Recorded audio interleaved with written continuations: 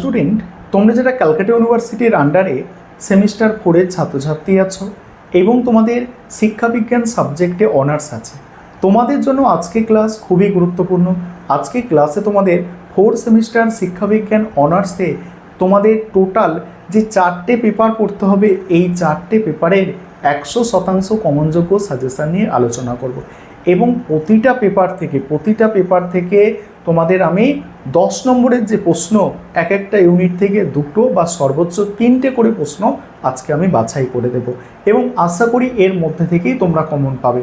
এবং তোমাদের যে টোটাল 4টে পেপার আছে তার মধ্যে যে ডিএসসিসি যে 7 পেপার আছে, এই 7 পেপারটা একটু সাবধানতার সঙ্গে পড়াশোনা করবে, কারণ 7 পেপারটা একটু কঠিন অন্যান্য পেপারগুলোর থেকে।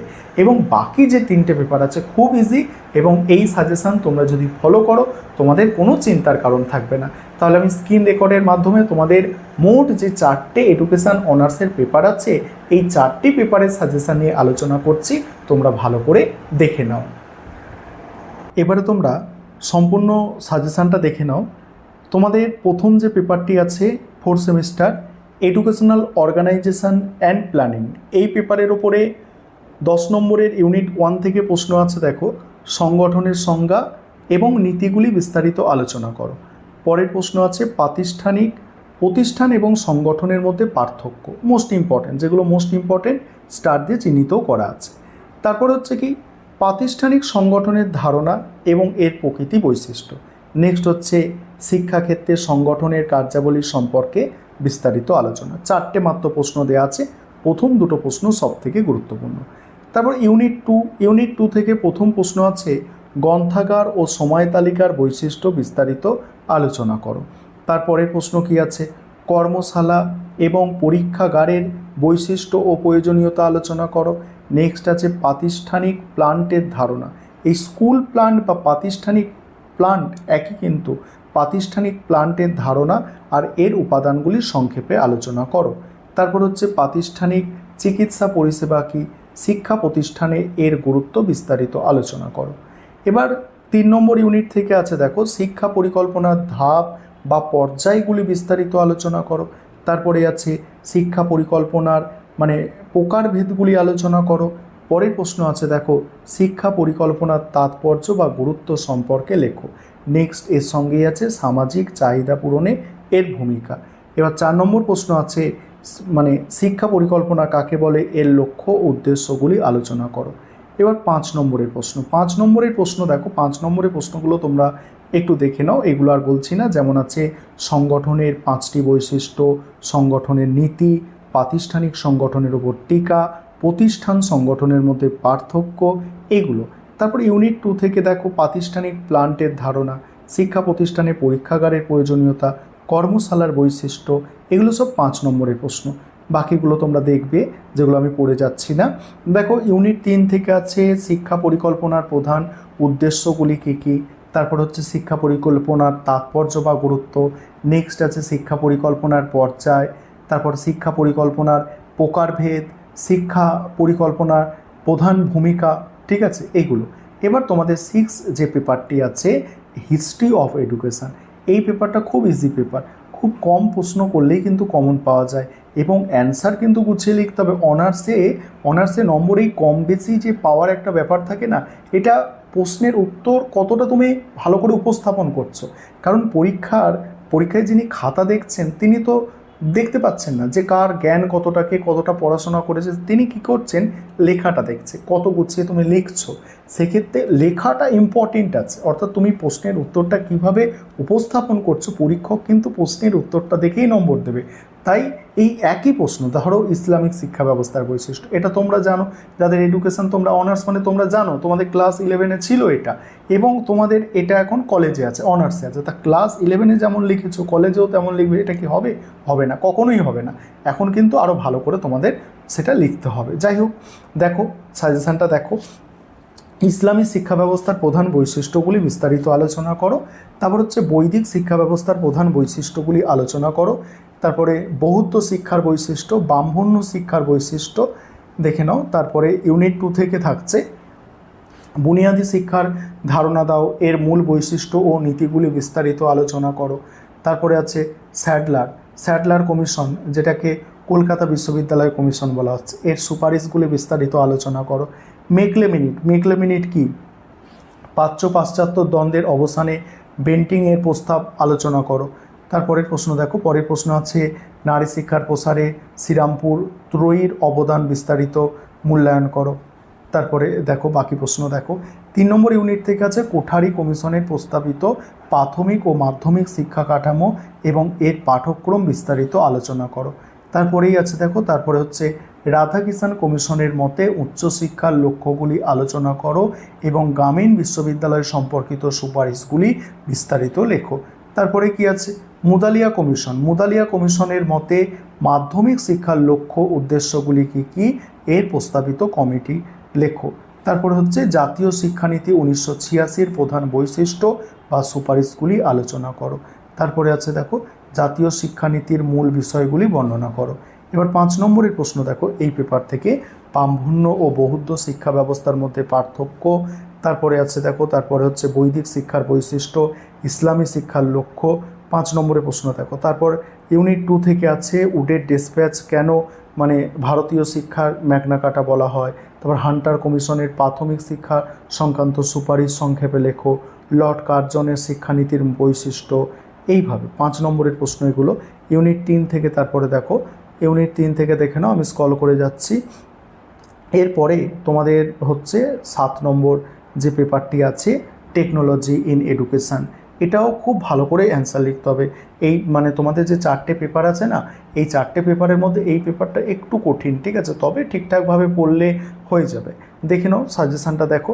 মানে প্রথম প্রশ্ন আছে শিক্ষায় সিস্টেম, অ্যাপ্রোচ বা প্রণালী দৃষ্টিভঙ্গির ধারণা দাও, এর শ্রেণীবিভাগ এবং উপাদানগুলি বিস্তারিত আলোচনা করো। তারপরে আছে শিক্ষা প্রযুক্তিবিদ্যা বলতে কী বোঝো, শিক্ষাক্ষেত্রে প্রযুক্তির গুরুত্ব বা প্রয়োজনীয়তা আলোচনা করো। এইগুলো ইম্পর্টেন্ট প্রশ্ন, তাই স্টার দিয়ে চিহ্নিত করা আছে, বাকিগুলো তোমাদের দেখতে হবে।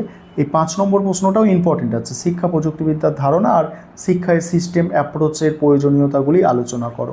2 নম্বর ইউনিট থেকে আছে ব্যক্তিভিত্তিক নির্দেশনামূলক পদ্ধতি বলতে কী বোঝো, এর বৈশিষ্ট্য ও প্রকারভেদ আলোচনা করো। তারপর শিক্ষা ও নির্দেশনা দানের মধ্যে পার্থক্য বিস্তারিত আলোচনা করো। তারপর হচ্ছে শিক্ষণ মডেল বলতে কী বোঝায় আর শিক্ষণ মডেলের উপাদান বা তাৎপর্যগুলি বিস্তারিত আলোচনা। তারপরে গণনির্দেশনা দান পদ্ধতি, এটাও দেখবে। আর বাকি দেখো, তারপরে তোমাদের 3 নম্বর ইউনিট ই লার্নিং বা ই শিক্ষণ বলতে কী বোঝো, এর প্রকৃতি ও বৈশিষ্ট্যগুলি বিস্তারিত আলোচনা। তারপর হচ্ছে প্রথাগত শিক্ষা ও ই শিক্ষণের মধ্যে পার্থক্য নির্দেশ করো, মানে শিক্ষার ই শিক্ষণের সুবিধা। বাকিগুলো তোমরা দেখো, আমি স্ক্রল করে যাচ্ছি। আর এই পেপারটা একটু তোমরা ভালো করে সচেতনভাবে পড়বে, কারণ এই পেপারটাই মানে গতবারে যারা পরীক্ষা দিয়েছিল, এখন বর্তমানে যারা ধরো 7 সেমিস্টারে পড়ছে, ঠিক আছে, তাদের এই পেপারটা একটু প্রবলেম হয়েছিল যারা পরীক্ষা দিয়েছে। অর্থাৎ অনেকে এই সাপ্লি যদি পাওয়ার থাকে কেউ এই পেপারে পায়, তাই এই পেপারটা একটু সাবধানতার সঙ্গে তোমাদের তৈরি করতে হবে, ঠিক আছে। মানে তাই একটু সচেতন করে দিলাম, ভয় মোটেও দেখাচ্ছি না, ভালো করে পড়বে, কোনো সমস্যায় পড়বে না। এবার গ্রেট এডুকেটার যে 8 নম্বর পেপার আছে, এ তো একদম ইজি পেপার, খুব সহজ। ভালো করে দেখো সাজেশানটা।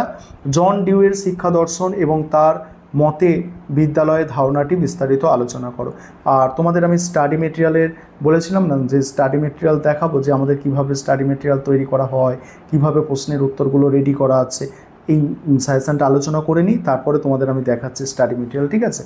দেখো এখানে পরের প্রশ্ন কি আছে, শিক্ষণ পদ্ধতির বিশেষ উল্লেখ সহ জন ডিউয়ের শিক্ষা চিন্তা বা সমস্যার সমাধানের স্তরগুলি বিস্তারিত আলোচনা করো। তারপর শিক্ষায় মানে রুসোর প্রকৃতিবাদের ধারণা দাও, তার মধ্যে শিক্ষার লক্ষ্য ও পাঠ্যক্রম শিক্ষণ পদ্ধতি আলোচনা করো। তারপরে আছে দেখো প্রথাগত বিদ্যালয় সম্পর্কে ইভান ইলিচের দৃষ্টিভঙ্গি।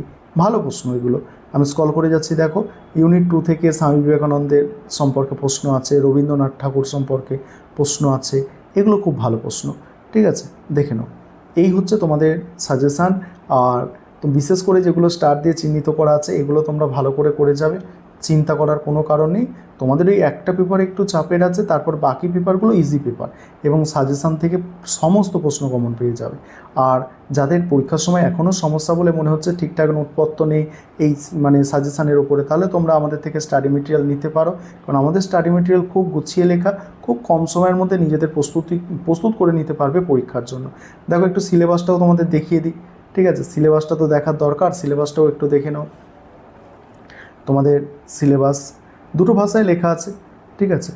দুটো ভাষায় সিলেবাসটা লেখা আছে যাতে সুবিধা হয়।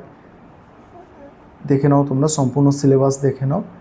এই সিলেবাসের ওপরেই তোমাদের সাজেশান ছিল, দেখো তোমরা সিলেবাসটা দেখে নাও। তারপর তোমাদের আমি কি বললাম, কয়েকটা প্রশ্নের উত্তর তোমাদের সঙ্গে শেয়ার করে নেব, দেখে নাও তোমরা। এই হচ্ছে তোমাদের সম্পূর্ণ হচ্ছে সিলেবাস। এবার তোমরা প্রশ্নের উত্তর দেখো। এবারে তোমরা দেখে নাও কীভাবে তোমাদের জন্য স্টাডি মেটেরিয়াল গুছিয়ে লেখা আছে। তোমাদের আমি ডিএসসিসি 8 পেপার অর্থাৎ শেষ যে পেপারটি আছে এই পেপার থেকে আমি শেয়ার করছি। দেখো তোমরা এখানে দেখো, প্রথম প্রশ্ন জন ডিউয়ের শিক্ষা দর্শন এবং তার মতে বিদ্যালয়ের ধারণা। এখানে প্রথমেই ভূমিকাটা পড়বে, বুঝতে পারবে, একদম সহজে লেখা। যেমন বিংশ শতাব্দীর অন্যতম শ্রেষ্ঠ প্রয়োগবাদী দার্শনিক এবং আধুনিক প্রগতিশীল শিক্ষার জনক হলেন জন ডিউ। অর্থাৎ একটা যে লাইন তোমরা লিখছো অনার্সের স্টুডেন্ট, তোমাদের লাইনটার মধ্যে যেন দম থাকে, ঠিক আছে? কোনো লাইন যেন বানিয়ে খুব লেখা না হয়, এইভাবে লিখতে হবে। এবার দেখো জন ডিউয়ের শিক্ষা দর্শন দেখতে পাচ্ছ, সেখানে পয়েন্ট করে করে লেখা আছে, ঠিক আছে? যেগুলো পয়েন্ট করে করে লেখা আছে শিক্ষা দর্শনটা। তারপর হচ্ছে জন ডিউয়ের মতে বিদ্যালয়ের ধারণা, সেখানে সমাজের ক্ষুদ্র সংস্করণ, স্বলিখিত বিশুদ্ধ পরিবেশ চাই। এইভাবে তোমাদের প্রশ্নের উত্তর কিন্তু গুছিয়ে একদম রেডি করা আছে। তোমরা যারা মানে এখনও কিছু সেভাবে পড়োনি, তোমাদের জন্য এই স্টাডি মেটেরিয়াল খুব কার্যকারী হবে।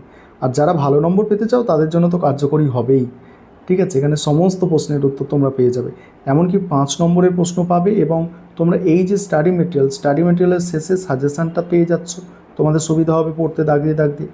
এবং দেখো এইগুলো 1 নম্বরের প্রশ্ন, তোমাদের যে 1 নম্বরের প্রশ্ন আছে, সরি 1 নম্বর নয় 2 নম্বরের প্রশ্ন আছে, সেই 2 নম্বরের প্রশ্ন এবং যেগুলো সবথেকে গুরুত্বপূর্ণ প্রশ্ন তার শেষে আবার এইভাবে দেখো স্টার দিয়ে চিহ্নিত করা আছে, ঠিক আছে? তাই যারা তোমরা স্টাডি মেটেরিয়াল পারচেস করতে চাইছো অবশ্যই তোমরা যোগাযোগ করবে।